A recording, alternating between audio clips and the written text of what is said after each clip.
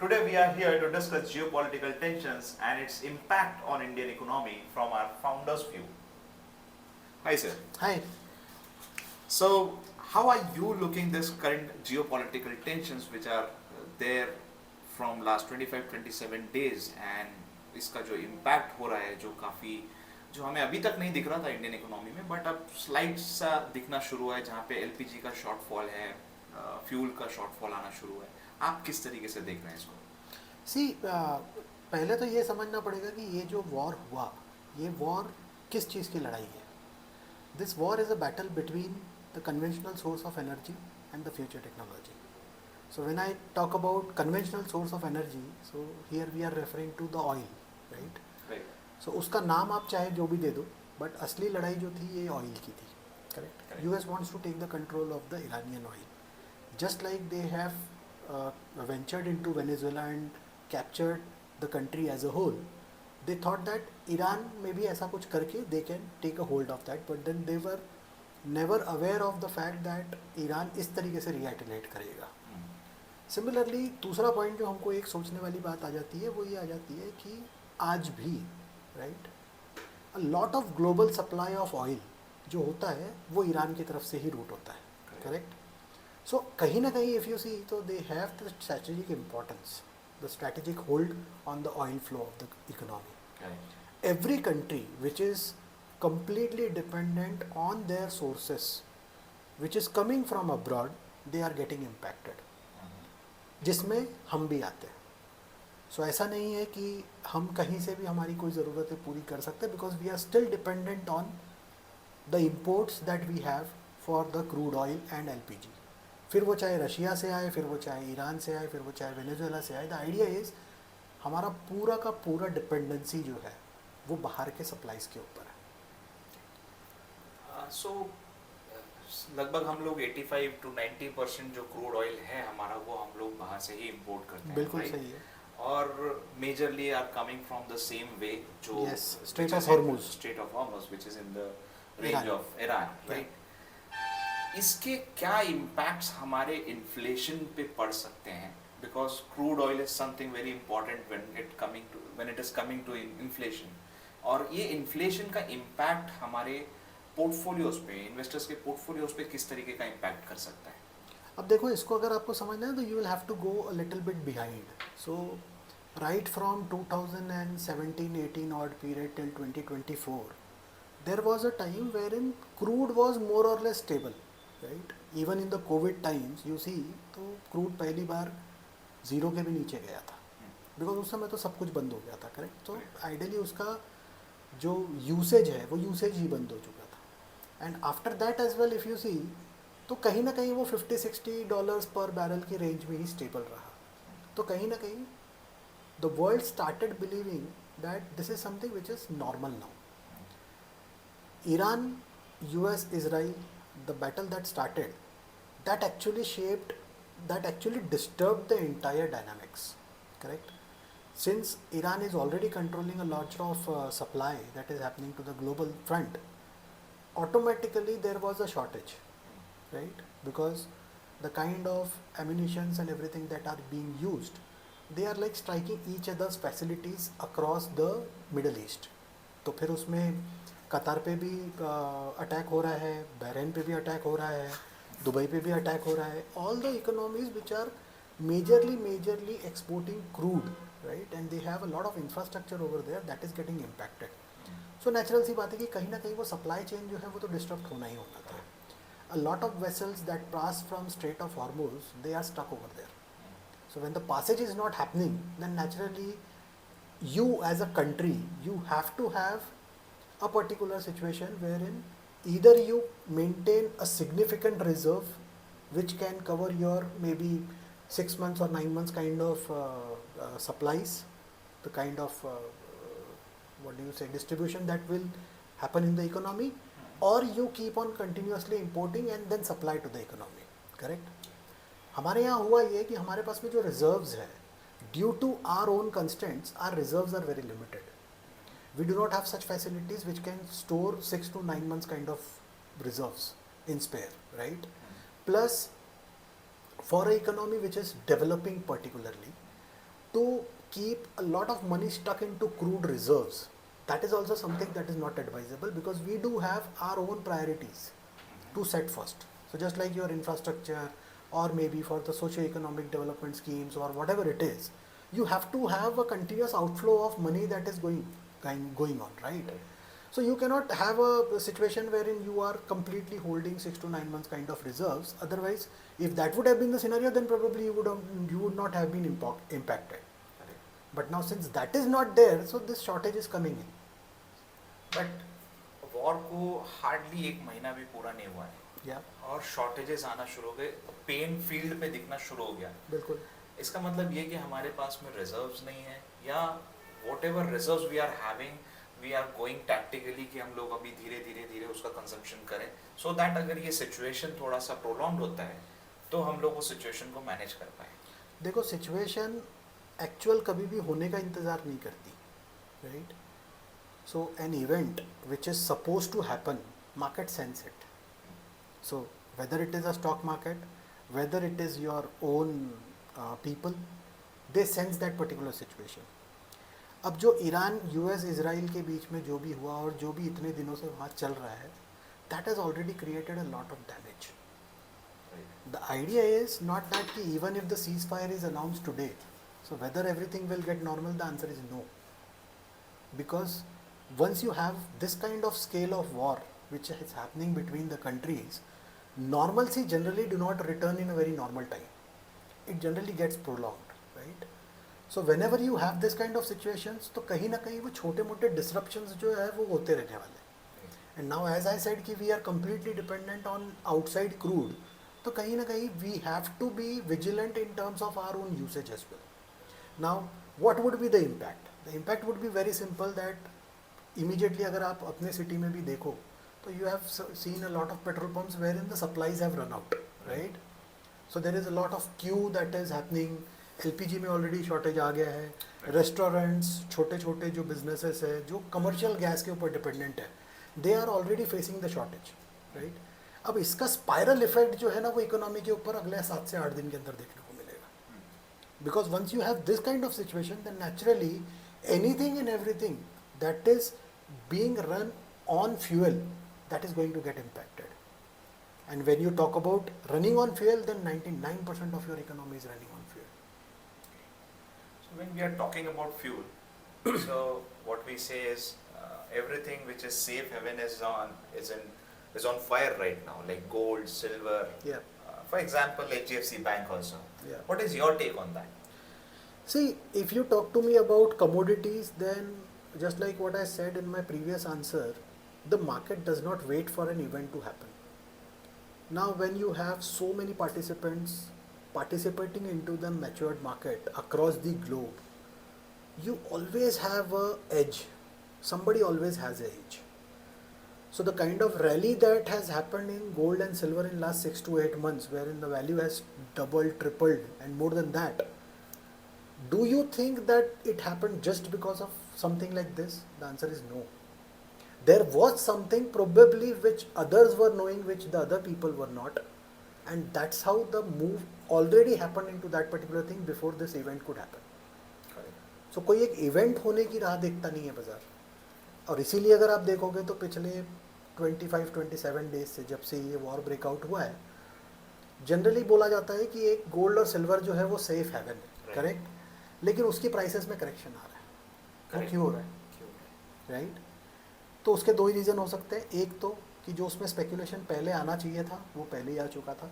Second चीज़ ये है कि जो गल्फ कंट्रीज़ जिनका मेजर रेवेन्यू सोर्स जो है वो क्रूड का एक्सपोर्ट है, that is getting impacted. And the second largest reserves that they have is of gold. So automatically in order to offset something, they are probably selling off gold into the open market, and that's how the prices are crashing. A lot of investors doesn't understand the relation between these three things. It would be really very helpful if you can explain this. Gold, dollar prices and crude prices. Generally होता ये है कि जब भी ऐसी uncertainties create होती हैं world में, तो gold will go up. यही एक माइंडसेट हमारा बना हुआ है. इन तीनों का कोरिलेशन किस तरीके से होता है? वो हमको समझना है। अब ये तीनों में अगर आप देखोगे ना तो हमारे पास एज कुछ भी नहीं है एज अ कंट्री। अगर हम देखें तो we do not have any edge. Why I am saying so? Because in spite of having one of the largest reserves of gold that is held by families in lockers and in the form of jewelry, we still have a lot of import that is happening because of gold. Gold as an asset class is never seen in India for investment. Correct. It has always been used as a consumption. Correct? Correct. So उसकी वजह से हमारी dependency on imports बढ़ती चली जाती है. Second चीज़ ये आ जाती है, जैसा आपने क्रूड का बोला, तो क्रूड का मैं पहले ही रिप्लाई आपको कर चुका हूँ, क्योंकि क्रूड हमारा 90% के ऊपर का जो सप्लाईज है वो हमारा बाहर से ही आता है. Correct. Now US dollar is something which is very typical relationship with Indian currency. Indian currency की वैल्यू एज सच जो डिराइव होती है वो डिराइव होती है स्टेबल इकोनॉमिक पॉलिसीज़ और बाकी फैक्टर्स के साथ में. Now even if you see in last 1.5 year, people say that we are the worst falling currency as compared to dollars, right? We have already crossed 93.5 something. So when you talk about 93.5, it is actually bad for us. Because for foreign investors, when do they come? They only come when they get real rate of return. When I talk about real rate of return is, they consider inflation impact, they consider cross currency impact, and they also consider taxation. So if your Indian markets is giving them plus 25% kind of return, then only net they are making 8 to 10% post taxes and currency depreciation. In last 1.5 year, a lot of outflows that have happened from the Indian markets of the global funds. That is also because of the same fact that you are not having an edge wherein they could earn what they are investing on. Correct. So ultimately उनको returns तो चाहिए ना. Correct. अगर आप उनको returns नहीं दे रहे हो, and they are very smart investors, so they always try to find value. Right. They are probably looking at markets which are relatively cheap, right, are not expensive in terms of valuations, plus they are offering them a better growth prospect. So whether you talk about AI, whether you talk about future technology, whether you talk about semiconductors or anything like that, so they are finding more comfortable positions over there, and that's why you have been seeing that a lot of money has flown out of India in last 1.5 year. Correct. Right. Let's come to silver just to understand. Uh, there are a lot of news about silver. Like silver, some people are chasing it because of FOMO. Some people are chasing it that it is going to be used in a manufacturing part a lot, और काफ़ी demand बढ़ गई है इसकी. How do you look silver as an asset going forward in next 3 to 5 years? Is that demand is very real in manufacturing units, or it is just a hype creating around? It is a mix of both, basically. So, as you rightly said, silver का industrial use तो बहुत बढ़ गया, correct? And similarly, if you see the reserves globally अगर हम देखें तो silver के reserves काफ़ी कम है as compared to the demand that is happening. But does that warrant that कि जो price में jump देखने को मिला, right from 78,000 rupees kind of stuff से लेके वो 4.25 lakhs तक क्या गया within a very short span of time. Correct. Whether that particular thing was warranted, the answer is no, because a lot of speculation that has happened into that, correct? Then, and it is not only about Indian per se, it is across the globe. So बहुत सी जगहों पे positions build की गई, long positions build कर गई. Then एक artificial scarcity demand की जो होती है वो create की गई. एक artificial need create की गई, यानी एक artificial hype create की गई. उसकी वजह से वो इतना sharp गया अभी. So one thing that investors need to understand is that कि जो भी चीज़ एक parabolic move देती है वो पैराबोलिक मूव कभी सस्टेन नहीं होता. न्यूटन का आपने एक लॉ ऑफ एवरेजेस पढ़ा होगा. So anything and everything comes back to its mean reversal. So वो कहीं ना कहीं होता है, कभी कभी थोड़ा जल्दी हो जाता है, कभी थोड़ा लेट होता है. तो सिल्वर में लास्ट 1 ईयर में एक पैराबोलिक मूव ऊपर की तरफ भी देखने को मिल गया और वही पैराबोलिक मूव नीचे की तरफ भी देखने को मिल गया. तो तो कहीं ना कहीं अगर आप उसको प्लॉट करने के लिए बैठोगे ना तो यू विल फाइंड कि एक बुर्ज खलीफा बन रहा है उसके अंदर। तो अब जो ऊपर में जाके बैठा है वो ये राह देख रहा है, वो खुद को ये तसल्ली दे रहा है कि इंडस्ट्रियल डिमांड बढ़ गई है, ये हो गया है, वो हो गया है, तो मेरा पैसा ऊपर जाएगा।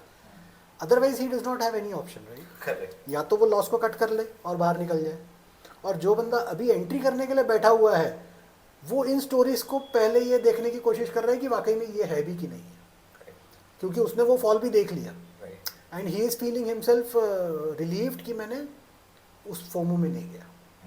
बट लोग जाएंगे, फोमो हर जगह होता है, फिर वो चाहे कोई भी एसेट क्लास हो, रियल एस्टेट बोल लो, सिल्वर बोल लो, गोल्ड बोल लो, इक्विटी मार्केट्स बोल लो, कहीं भी बोल लो, फोमो हमेशा होता है। लेकिन फोमो किक इन कब होता है?